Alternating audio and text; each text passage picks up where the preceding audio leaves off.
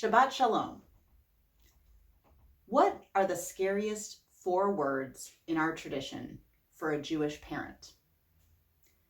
I found myself asking that question a couple weeks ago as I was preparing to give this Devar Torah.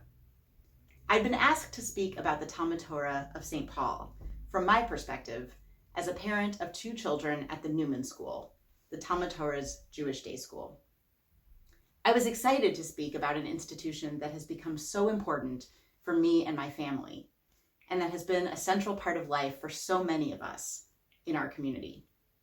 For the last 56 years, Talmud Torah has brought us together to learn about our tradition and to connect to it at every stage of our lives. So many of us are students, alumni, parents of current or former students, teachers, or adult participants in Talmud Torah's many classes and events. My own experience with Talmud Torah was limited growing up, since I hailed from the other side of the river. But when my husband and I chose to make our home in St. Paul, we were thrilled to find such a vibrant home for our family's Jewish education. It's not easy to find a school where your kids can learn Torah, yoga, tefillah, finger painting, and the science of platypuses all in one day. I love hearing my kids talk about the mitzvot that they and their classmates are engaged in on a regular basis. Regular field trips to Shalom Home to visit their grand friends, spending weeks learning about social justice and equity in preparation for their annual Martin Luther King Day program, and donating hundreds of pounds of food for area food shelves during Pasta for Purim and other drives. So I knew I'd have a lot to talk about. But as the prospect of actually writing this Devar Torah approached, I grew a little nervous. For one thing, as I thought about all the things I love about Talmud Torah, I realized that no list would fully capture what feels so special about the place. As many of us know, there's just something about Talmud Torah that is more than the sort of stuff you read in an admissions brochure, something deeper. But I was struggling to put my finger on it. I was also struggling because I felt that a Devar Torah should connect to, well, the Torah. But when I tried to connect my experience at Talmud Torah to themes in the Torah, I came up empty. It turns out that looking at our tradition through the eyes of a Jewish parent is simply terrifying. The Torah is filled with examples of seriously fraught parenting, or plain old mediocre parenting with tragic outcomes. Talmud Torah is full of Israeli dance, Reggio preschool classes, and freshly baked challah coming home in backpacks on Friday afternoons. The Torah is full of fratricide, sibling rivalry, favoritism and neglect, kidnapping and deceit. From Cain and Abel to Joseph and the pit, our tradition has a treasure trove of angst-inspiring stories for even the least neurotic of us. Even the parents who seem to be doing everything right in the Torah can slip up at a moment's notice, as we see in this week's Parsha when Aaron, the high priest's own sons, are consumed by holy fire for the outrageous infraction of trying to serve God in the slightly wrong way. Kids those days. So my Devar Torah seemed to be in trouble. But then came Pesach, and somewhere between sweeping months-old popcorn from under my kids' bunk beds and clambering waist-deep into my 1940s Chambers oven to get it clean, I realized I'd been looking in all the wrong places. When I focused on the Haggadah, perhaps our tradition's seminal educational text, I found a way of expressing what I really wanted to say about Talmud Torah. And I found it in those scariest 4 words for a Jewish parent. The words are in the section of Magid that describes the 4 types of children, in the part that has always been most interesting to me, that of the Rasha, or the wicked child. The 4 words are the words of the Rasha's question to his parents, which reads, Ma ha'avodah hazot lachem. What is this service to you? The key words and their full impact are highlighted by the Haggadah immediately afterward when it calls out lachem v'lo lo, to you and not to him. The Rasha is separating himself from his family, establishing that he may be at the Seder, but only at his parents' request. The service the tradition, has meaning for them, but not for him. Those words struck me with a jolt this year, and I realized that they encompass my deepest doubts as a Jewish parent.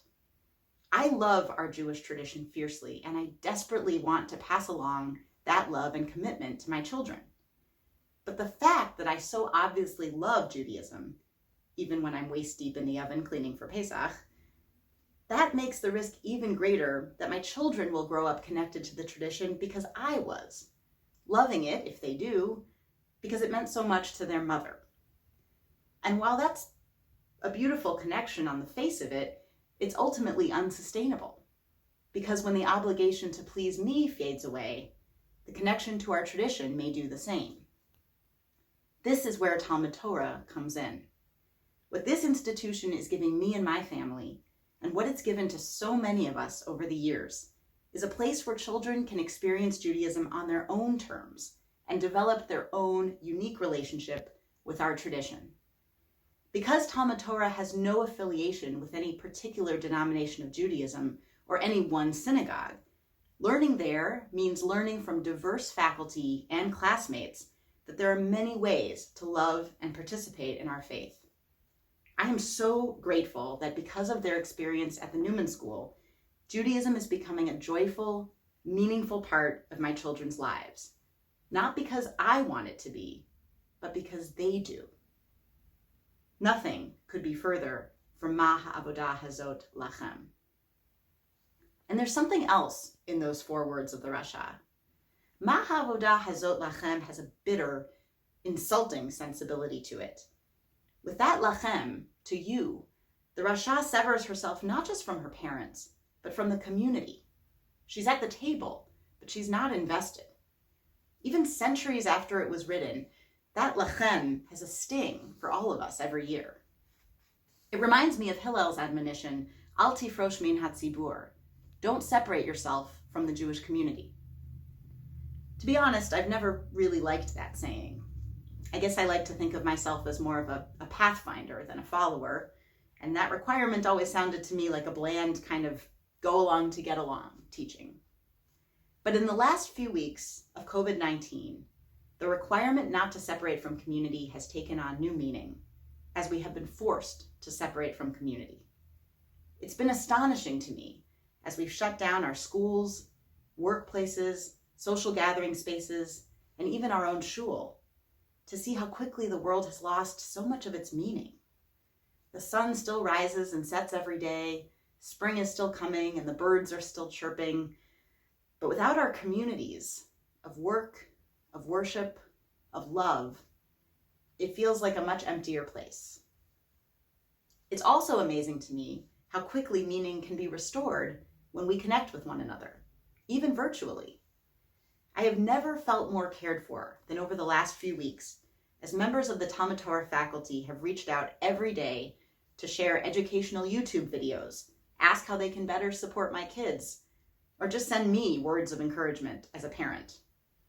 I have never felt more grateful to be part of this educational community than when I watch my kids race to be the first ones to join their daily Zoom meetings, to see their eyes light up as they connect to their friends, their teachers, their community.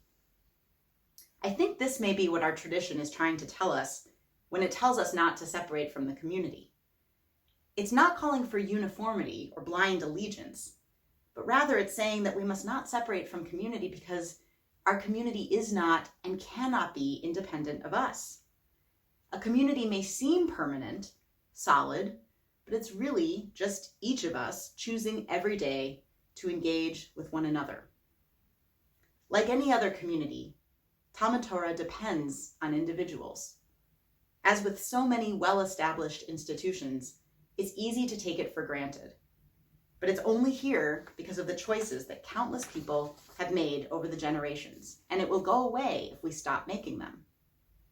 My husband and I know that we have the great good fortune to be able to send our children to such an outstanding Jewish day school because of the choices that other parents made long before us to establish and to support Talmud Torah, and we are committed to doing the same for future generations.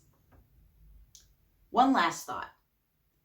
In this week's Parsha, Parshat Shmini, we come to the exact halfway mark of the entire Torah.